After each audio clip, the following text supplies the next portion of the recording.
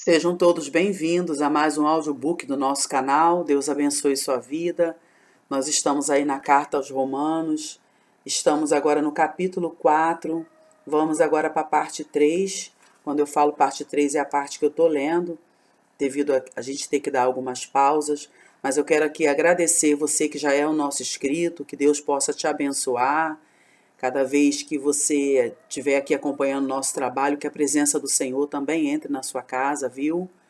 Você que está chegando pela primeira vez, eu também já quero pedir a sua inscrição, é muito importante, porque a sua inscrição traz um crescimento no nosso canal e faz com que outras pessoas possam estar conhecendo o nosso trabalho. E o nosso trabalho é todo voltado para a pregação do Evangelho, é um conteúdo 100% cristão, viu? Então, pode ter certeza que Deus vai te abençoar enquanto você estiver participando aí. Deixa aí já um comentário, compartilha. A curtida também é muito importante. São procedimentos que sinalizam para a plataforma do YouTube que o nosso conteúdo ele é útil, ele é de suma relevância. Então, vamos aqui para a continuação do nosso audiobook. O capítulo 4, estamos na doutrina da salvação em relação a Israel. E a gente está aqui na parte 7, que está falando sobre a rejeição de Israel. Nós estamos agora, vamos continuar o subponto 2. A justiça revelada no novo pacto, ou novo concerto, né? Tem sua base na fé. Vamos agora para a carta aos Romanos, capítulo 10, versos 6 e 13. Quando eu falo vamos para a carta aos Romanos, é para você poder tá acompanhando tudo que eu vou estar lendo aqui, que é o comentário desse texto, no Romanos 10, o comentário feito pelo Elianai Cabral desse livro, ok? Então vamos lá. Nestes dois versículos, deixa eu só recapitular aqui. Romanos capítulo 10, verso 6 ao 13. Nesses dois versículos, Paulo mostra que a justiça pela fé exclui todo o esforço humano. O caminho da fé em Cristo se torna plenamente acessível, visto que é impossível chegar ao céu ou à vida eterna através do legalismo.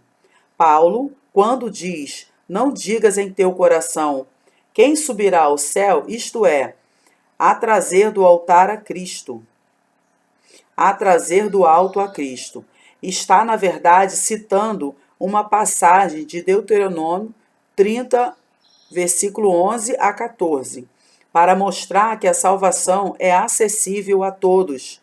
Não precisará alguém subir ao céu, nem descer ao mais profundo abismo para receber a justiça pela fé.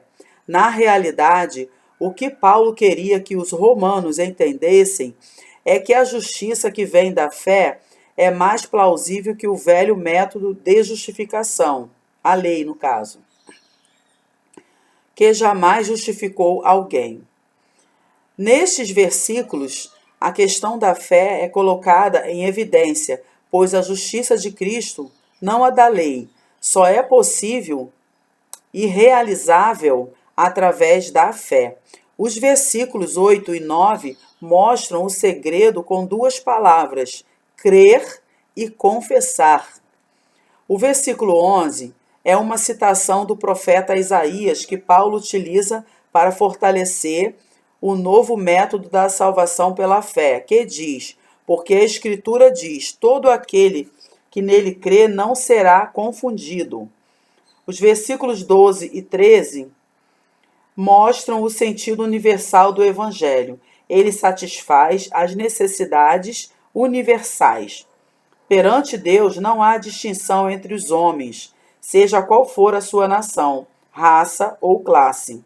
Todos os homens têm pecado. E fora de Cristo, todos são perdidos.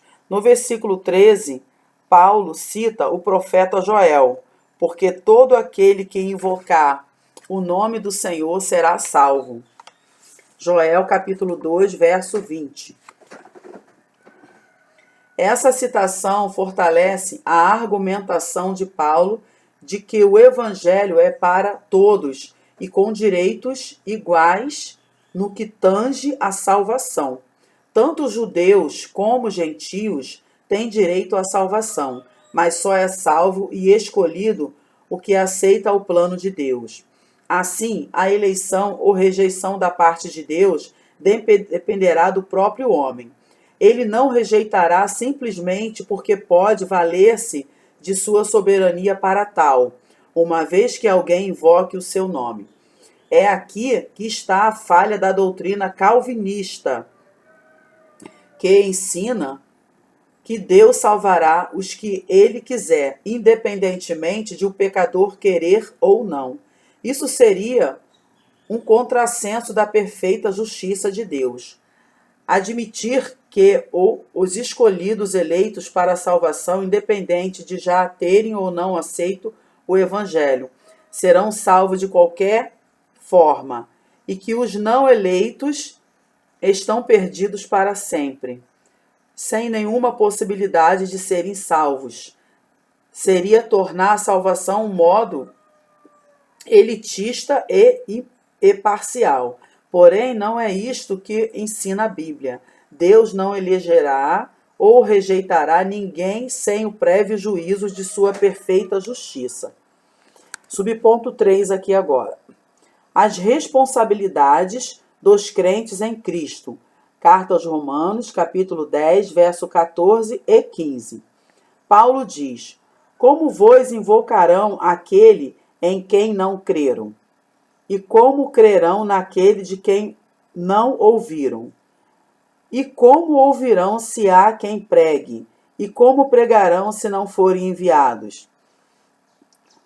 Os comentaristas sobre esses dois versículos se dividem em dois pontos de vista, pontos que, no seu modo de entender, merecem ambos a nossa atenção. O primeiro ponto de vista refere-se à ideia de que esses versículos se relacionam com o versículo que os precede e com o que se segue. Paulo enfatiza a incredulidade dos judeus pelo fato de Cristo lhes ter sido enviado como Salvador e eles o terem sujeitado. Foram-lhes dados as boas novas, para eles não quiseram ouvi-las. Que lhes resta então? O segundo ponto de vista apresenta a ideia de que Paulo estava preocupado em despertar os cristãos para a proclamação do Evangelho universal a todos os homens.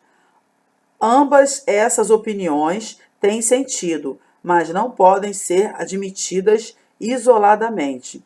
Paulo mostra a responsabilidade da rejeição dos judeus e a responsabilidade dos crentes em Cristo na proclamação do Evangelho. Subponto 4. A incredulidade e a rejeição são indesculpáveis diante de Deus. Carta aos Romanos, capítulo 10, versículo 16 a 21.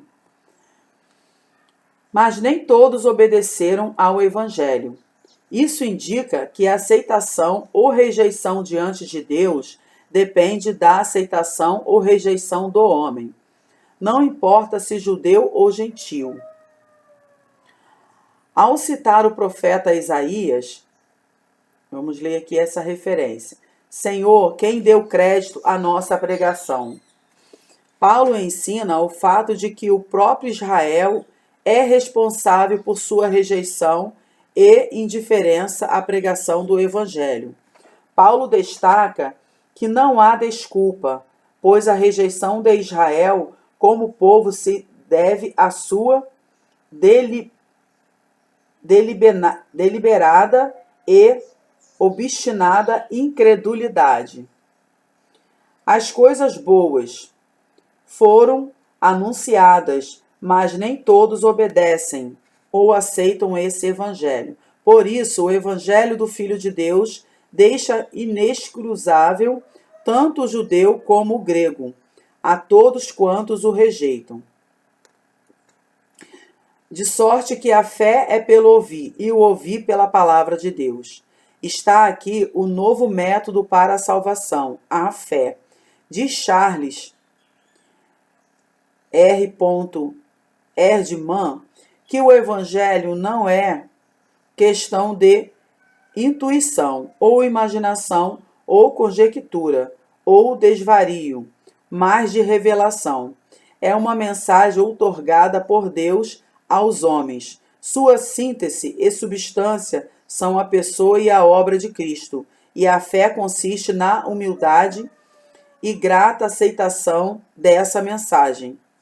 Nestes versículos, percebemos que Paulo cita os profetas do Antigo Testamento, os quais predisseram a extensão universal do Evangelho de Cristo e a inclusão dos gentios como povo de Deus, mesmo não os conhecendo, pois, não sendo povo de Deus, o aceitaram e se tornaram o povo de Deus em Cristo Jesus. A revelação de Cristo, inicialmente, Deus era em Cristo Jesus. A revelação de Cristo inicialmente a Israel teve por objetivo despertar esse povo para a sua triste realidade espiritual e fazer com que voltasse à comunhão com o seu Deus. Mas Israel rejeitou essa providência, mas como o amor divino é, antes de tudo, universal, tornaram-se objeto desse amor, os gentios. Por isso, hoje, Deus tem um plano duplo com Israel. Primeiramente, como nação, por causa de suas promessas passadas. Em segundo lugar, como indivíduos. Hoje, na dispensação da graça, Israel tem direito à salvação no plano individual, porque Deus trata pessoalmente acerca da salvação em Cristo Jesus. Vamos agora para a parte 8, a restauração e o futuro de Israel. Pessoal, é muito importante que vocês, ao ouvirem esse audiobook, vocês anotem algumas referências, alguns pontos, porque esses temas assim que a gente vai, dentro do capítulo 4, que está falando aqui da doutrina de Israel, da salvação de Israel, nós vemos que a gente vai lendo várias partes, né? Nós vamos agora entrar na parte 8. E essas partes, elas vão tendo os subpontos. Então, cada subponto também vai tendo as referências bíblicas, não só focada na carta aos Romanos, mas os temas que a gente vai lendo em cada capítulo de Romano vai tendo referência em outros livros poéticos, né, da palavra do Senhor. Então, é muito importante a anotação. Vamos aqui agora continuar. Esse ponto, essa parte 8, a restauração e o futuro de Israel, está na carta aos Romanos, capítulo 11, verso 1 ao 36. Vamos continuar aqui. Eu já estou na página 118. Tem sido difícil para o orgulho religioso de Israel aceitar o fato de que os gentios fazem parte do plano salvífico de Deus, no sentido de que todo aquele que invocar o nome do Senhor será salvo. Romanos capítulo 10, verso 13. Referência do que eu acabei de ler aqui. E para que todo aquele que nele crê não pereça, mas tenha vida eterna. João capítulo 3, verso 16. Paulo procura argumentar e, ao mesmo tempo, refutar conceitos errados acerca do futuro de Israel. Um dos mais atrevidos e extremos conceitos é o de que Deus rejeitou o seu povo, o povo de Israel, por causa de sua incredulidade no passado. Paulo começa refutando esse conceito, dizendo, de modo nenhum. Ele procura mostrar que há possibilidade de restauração e que nem tudo está perdido. Deus, em sua perfeita justiça, criou alternativas ou saídas para o problema da rejeição de Israel. Paulo mostra nos capítulos 9 e 10 que o quadro tenebroso e sombrio da rejeição de Israel, a providência divina da salvação pode ser mudado. Notemos o desenvolvimento da argumentação teológica de Paulo. No capítulo 9, ele mostra que Deus, em sua eterna soberania, por seus direitos de Senhor e Criador, tinha total liberdade de rejeitar Israel, mas só o fez porque Israel rejeitou o plano divino. No capítulo 10, Paulo mostra que uma vez que os judeus rejeitaram o novo plano divino, não tinha condições de questionarem a rejeição da parte de Deus. Já no capítulo 11, a rejeição tem um sentido parcial e temporal, visto que os propósitos divinos não se limitam a um mero julgamento exterior, mas são propósitos mais profundos e espirituais. O subponto 1, possibilidade de restauração. Inicialmente, temos de entender que o propósito de Deus na história tem de ser cumprido. Não houve quebra desse propósito com o aparecimento do novo pacto da graça, alcançando os gentios. Porventura rejeita Deus o seu povo? A resposta é imediata. De modo nenhum. Em outras palavras, o capítulo 11 mostra que Deus não rejeitou o seu povo, pelo fato de que há possibilidade de restauração da parte de Israel. Nesse aspecto, entendemos que o tratamento divino com Israel é individual. Cada judeu, especificamente, tem os mesmos direitos de salvação em Cristo que os gentios. Deus não os trata como um todo ou como nação. Entretanto, esse método divino de tratamento com Israel não significa que Deus o tenha abandonado como povo ou nação. Porém, dentro desse novo método divino, por causa da indesculpável rejeição a Cristo, Israel, como povo ou nação, está num plano secundário e separado, não esquecido como um objeto velho e sem uso, mas para que seja manifesta a nova ordem que é a Igreja, que se constituiu de judeus e gentios. Nesta dispensação da graça, o judeu convertido a Cristo deixa de ser judeu para ser igreja. A igreja é o novo povo de Deus, povo especial, zeloso e de boas obras, chamado povo adquirido, nação santa. 1 Pedro, capítulo 2, verso 10 e 11. Subponto 2 agora. É importante ressaltar aqui, cada vez que eu falo um subponto, esses subpontos eles estão ligados à parte que estamos lendo aqui da restauração e o futuro de Israel, ok? Quando sairmos dessa parte, a gente não vai falar mais subponto, a gente vai estar falando, ou seja, quando a gente sair, entrar na parte 9, ou terminar o capítulo, a gente já vai para um outro tema, mas está tudo relacionado a esse contexto. Subponto 2, o remanescente fiel de Israel. Carta aos Romanos, capítulo 11, versículo 2 a 6.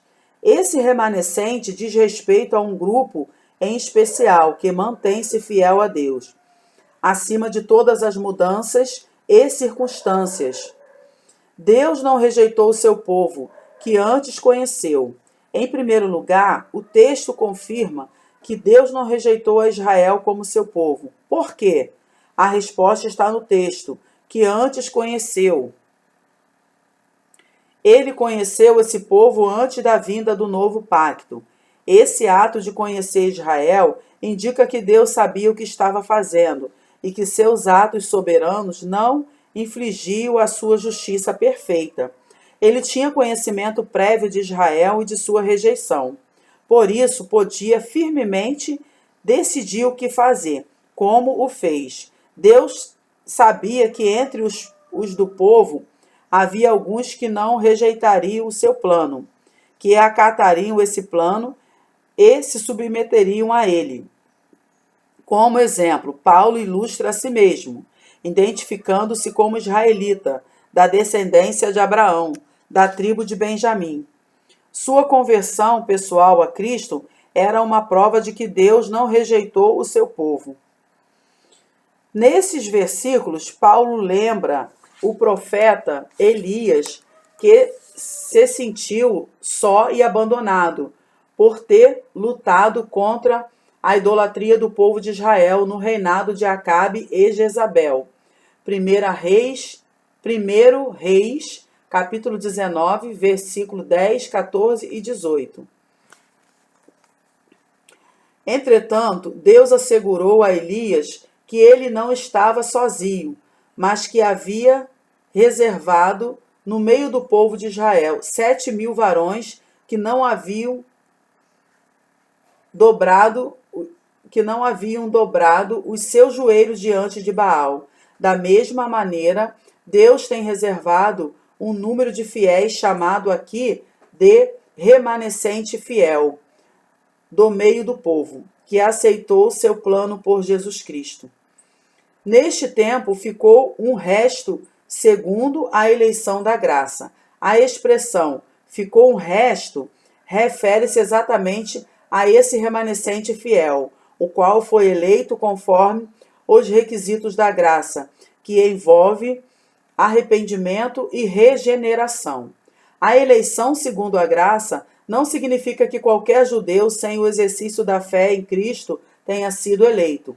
Não, mas aqueles judeus individualmente que reconheceram em Cristo o Salvador de todos os homens e o receberam em suas vidas. Mas se é por graça, já não é pelas obras. Isso fortalece o fato da salvação individual mediante a fé em Cristo. Que é a graça? A graça é a manifestação do novo pacto de salvação oferecida a todos os homens. A graça é o favor de Deus independente dos esforços do homem. O alcance da graça na vida pecadora não depende de obras a favor da salvação. Não depende de méritos pessoais, mas depende da aceitação ou não de Cristo. A graça é para todos, é dom de Deus. Efésios capítulo 2, versículo 8 e 9. A graça é manifesta aos que a aceitarem. É inadmissível o pensamento calvinista da graça irresistível, que alcança e salva a quem Deus escolhe para ser salvo, mesmo que não queira. Entendemos que ela é irresistível à medida de que nós voluntariamente nos quebrantamos à sua eficácia. Carta de Tito, capítulo 2, versículo 11. Observemos ainda este fato. Como nação, Israel havia falhado em querer alcançar a justificação, mas o remanescente fiel alcançou pela lei da graça. A verdade é que os judeus permitiram que suas leis e seus privilégios como nação lhes endurecessem os corações, rejeitando a manifestação da graça de Deus. Subponto 3. A cegueira de Israel como nação. Carta aos Romanos, capítulo 11, versículos 7 ao 15. Ao desenvolver esse ponto de nosso estudo, entendemos que esta cegueira de Israel, numa perspectiva global, obedece a um plano individual. Pois que o que Israel buscava não alcançou. Pois bem, Israel buscava o quê? E por quê? Israel buscava como nação a justificação pelas obras baseadas nos rituais e privilégios religiosos até então. A razão dessa busca contrária aos requisitos do novo pacto está expressa no endurecimento. Esse endurecimento resultou de orgulho próprio da nação israelita em não querer submeter-se às exigências do pacto da graça. O texto continua, mas os eleitos o alcançaram e os outros foram endurecidos. Quais são os eleitos? São aqueles de boa mente. Vamos voltar aqui, gente. Quais são os eleitos? São aqueles que de boa mente receberam a graça revelada, e os que foram endurecidos o foram por sua própria cerviz, não porque Deus os quisesse endurecer. Esses versículos são citados no Antigo Testamento, que Paulo utiliza para fortalecer o seu ensino e o argumento de que o endurecimento de Israel é atribuído a um juízo de Deus contra esse povo, por causa de sua incredulidade e rebelião. Deuteronômio, capítulo 29, versículo 4, Isaías 6, 9, 10 Isaías 29:10.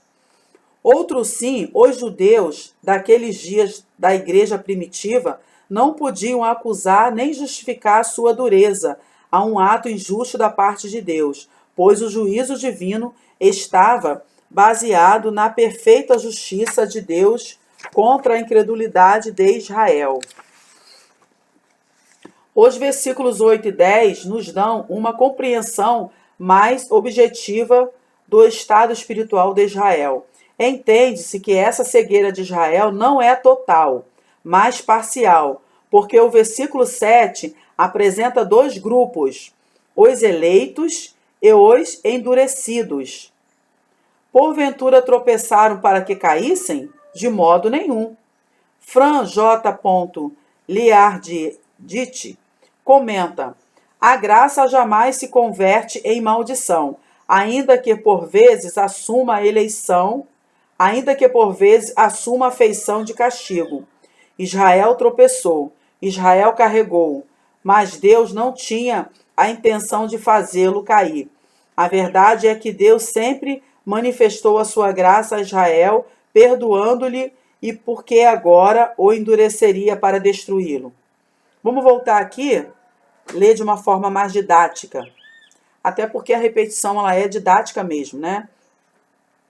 A verdade é que Deus sempre manifestou a sua graça a Israel, perdoando-lhe, e porque agora o endureceria para destruí-lo? Não. O endurecimento de Israel é resultado da sua própria infidelidade à rebelião. O endurecimento de Israel é resultado da sua própria infidelidade e rebelião, não de Deus. O texto continua: mas pela sua queda veio a salvação aos gentios. Não presume. Vamos voltar aqui, gente. Mas pela sua queda veio a salvação aos gentios. Não presume Paulo se fizesse necessária a rebelião de Israel, a fim de que fosse a salvação levada aos povos.